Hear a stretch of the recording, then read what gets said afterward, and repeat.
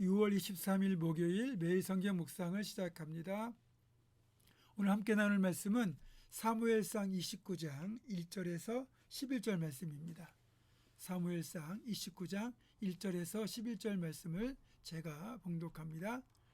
블레셋 사람들은 그들의 모든 군대를 아벡에 모았고 이스라엘 사람들은 이스르엘에 있는 샘 곁에 진쳤더라.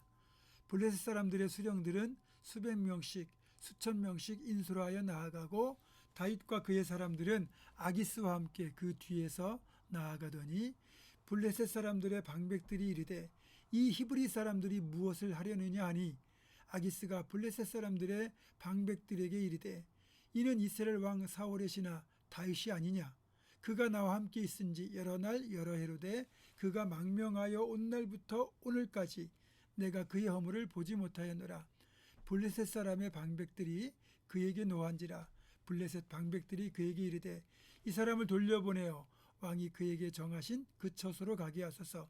그는 우리와 함께 싸움에 내려가지 못하리니 그가 전장에서 우리의 대적이 될까 하나이다. 그가 무엇으로 그 주와 다시 화합하리이까. 이 사람들의 머리로 하지 아니하겠나이까.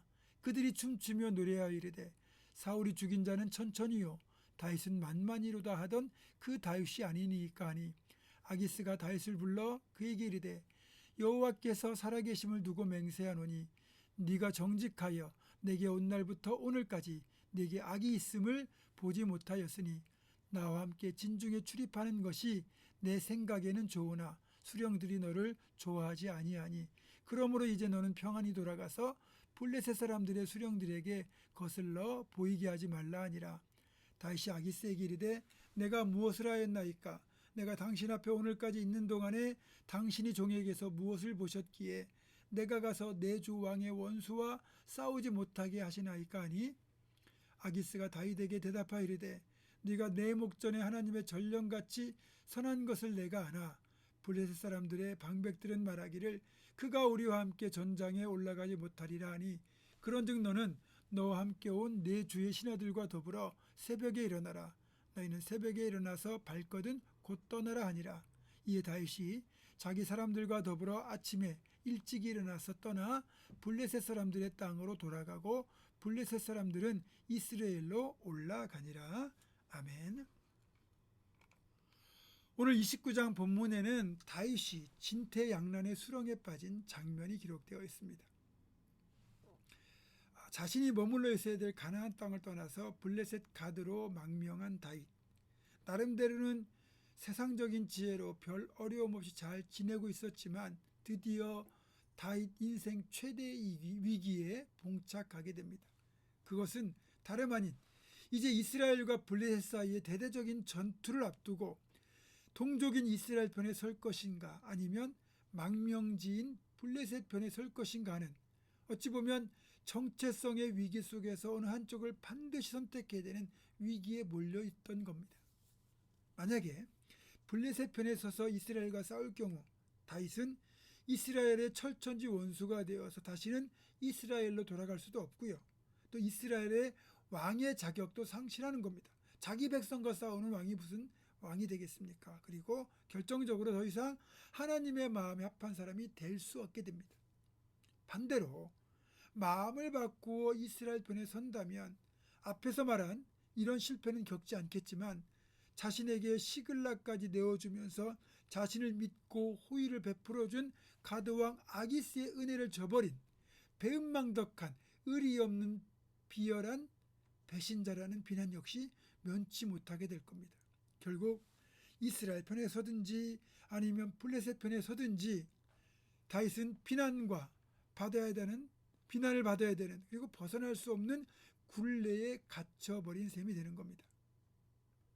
이럴 때 어떻게 해야 되겠습니까?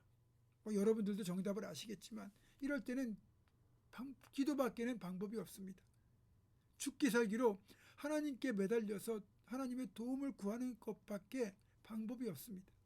사람의 수단과 방법으로는 해결이 되지 않아요.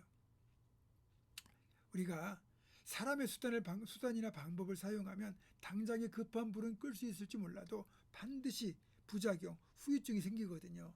그런데 놀라운 건 하나님의 방법대로 따라가면 부작용도 없이 온전히 해결될 수 있다는 거예요. 자, 보세요. 다윗은 아기스에게 이제 블레셋 군대에 합류하겠다고 분명히 말하고 따라왔습니다.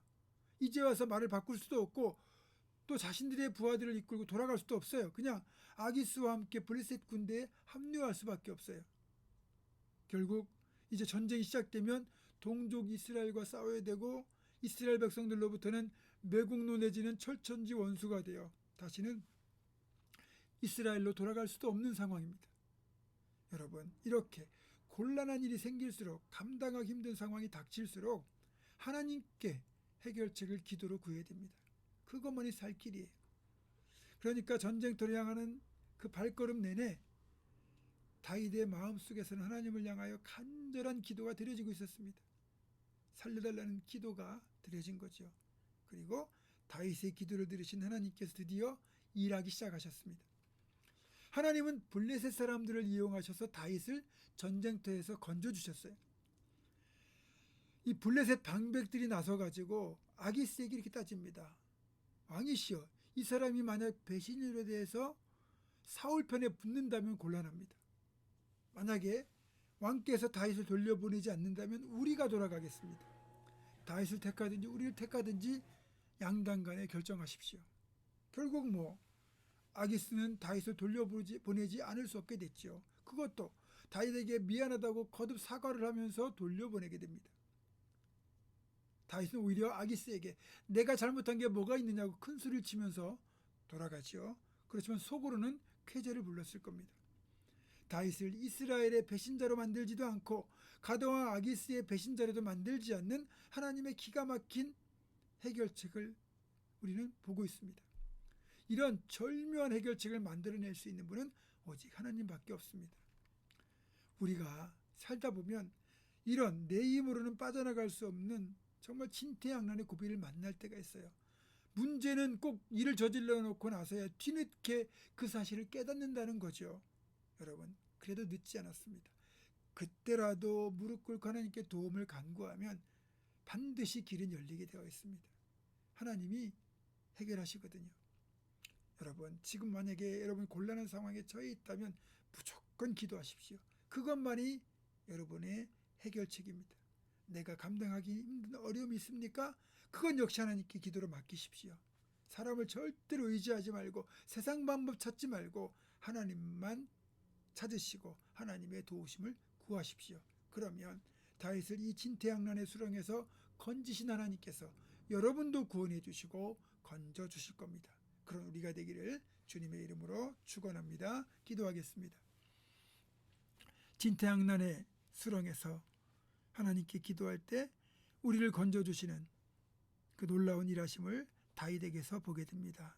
세상의 방법이나 사람을 의지하여 문제를 해결하지 않게 하시고 힘들고 어려울수록 더 하나님께 매달리고 하나님의 도우심을 구하여 기가 막힌 방식으로 해결하시는 하나님의 놀라운 구원의 손길을 우리 모두 경험하게 하여 주시옵소서. 예수님의 이름으로 기도하옵고 이제는 우리 주 예수 그리스도의 은혜와 하나님의 사랑과 성령의 교통하심이 어떤 상황에서도 세상 방법 찾지 않고 오직 하나님께 도움을 구하며 하나님의 도우심을 따라 문제를 해결할 것을 다시 한번 결단하는 사랑하는 모든 성도들, 이들의 삶과 가정과 생업과 앞날과 우리 교회 위에 지금부터 영원토록 함께 하시옵기를 간절히 축원하옵나이다.